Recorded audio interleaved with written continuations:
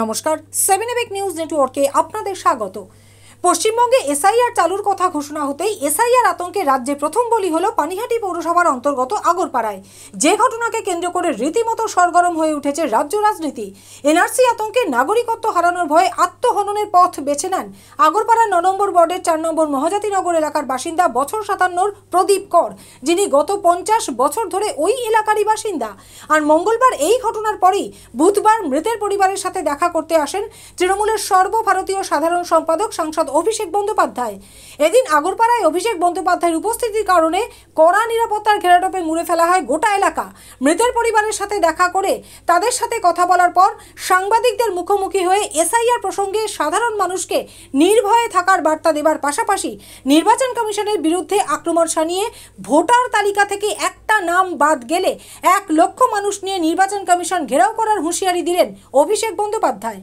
বাংলায় মমতা বন্দ্যোপাধ্যায়ের সরকার থাকতে আমরা থাকতে এত সোজা না যে বছরের পর বছর 40 বছর 50 বছর 30 বছর ধরে যারা বাংলায় রয়েছে, যাদের বাবা দাদু ঠাকুরদা একের পর এক প্রজন্ম বাংলায় রয়েছে, তাদেরকে বাংলাদেশি বলে বাংলাদেশে পাঠিয়ে দেওয়া হবে, এত সোজা নয়।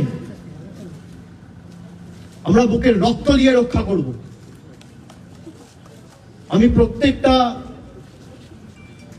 লোককে, প্রত্যেকটা মা ভাই বোনেদের, প্রত্যেক পরিবার যারা আমার কথা শুনছেন, বিশেষ করে কলোনি এলাকায় যারা থাকেন,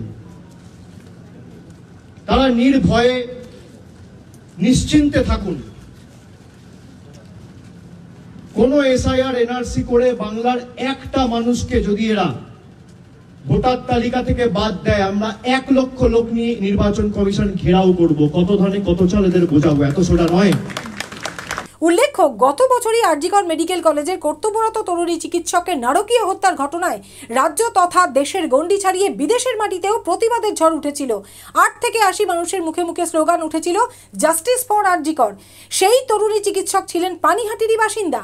আর ঘটনাচক্রে এসআইআর আতঙ্কে আত্মঘাতী প্রদীপ করও পানিহাটির বাসিন্দা। আর বুধবার প্রদীপ করের এহেন মৃত্যুর ঘটনার প্রতিবাদে খোদ পানিহাটির মাটিতে দাঁড়িয়ে স্বয়ং অভিষেক বন্দ্যোপাধ্যায় স্লোগান তুললেন, সারা বাংলার একটা ঈশ্বর, জাস্টিস ফর প্রদীপ কর। শুধুমাত্র বাংলায় এরা এসআইআর করছে, তার কারণ বাঙালি এদের কাছে বশ্যতা স্বীকার করেনি, আত্মসমর্পণ করেনি, এদের কাছে মাথা নত করেনি। আমি আপনাদের সকলকে আশ্বস্ত করে দিয়ে যাচ্ছি, এর বদলা সারা বাংলার একটাই এখন স্বর, জাস্টিস ফর প্রদীপ কর। পাশাপাশি এসআইআর এনআরসি নিয়ে স্থানীয় বিজেপি নেতারা এলাকায় প্রচার করতে আসলে তাদের গাছে এবং পোস্টে বেঁধে রাখার নিদান দিলেন অভিষেক বন্দ্যোপাধ্যায়। স্থানীয় যারা বিজেপির নেতারা যদি এখানে ঢোকেন, ঘিরে ধরবেন এদেরকে, বলবে বাবা ঠাকুরদার সার্টিফিকেট নিয়ে আয়, তারপর প্রচার করতে আসবে। বাবা ঠাকুরদার সার্টিফিকেট নিয়ে আয়, তারপর প্রচার করতে আসবি। বেঁধে রাখবেন, বেঁধে রাখবেন গাছে, পোস্টে বেঁধে রাখবেন, হাত তুলবেন না। আমরা শান্তিতে বিশ্বাস করি। বলবেন সার্টিফিকেট নিয়ে আয়, তারপর তো তৈরি খুলবো। যা, তোর বাবার সার্টিফিকেট, বাবার বার্থ সার্টিফিকেট, তোর দাদুর বার্থ সার্টিফিকেট, তোর ঠাকুরদার বার্থ সার্টিফিকেট, আর তোর দিদিমার বার্থ সার্টিফিকেট। তোর অমিত শাহ, মোদী সরকার যে আমাদের থেকে সার্টিফিকেট চেয়েছে, আগে তোরা সেই সার্টিফিকেট মানুষকে দেখা, তারপর কাগজ চাইবি মানুষের থেকে। গৌতমী নাথ এবং শ্যামল পালের রিপোর্ট, 7 নিউজ নেটওয়ার্ক। আরও বিভিন্ন খবরের আপডেট জানতে হলে অবশ্যই সাবস্ক্রাইব করুন 7 নিউজ নেটওয়ার্ক চ্যানেলটি, কারণ আপনাদের একটা সাবস্ক্রিপশন আমাদের কাছে অত্যন্ত মূল্যবান। পাশাপাশি অবশ্যই ফলো করুন আমাদের হোয়াটসঅ্যাপ চ্যানেলটিও। জয় হিন্দ।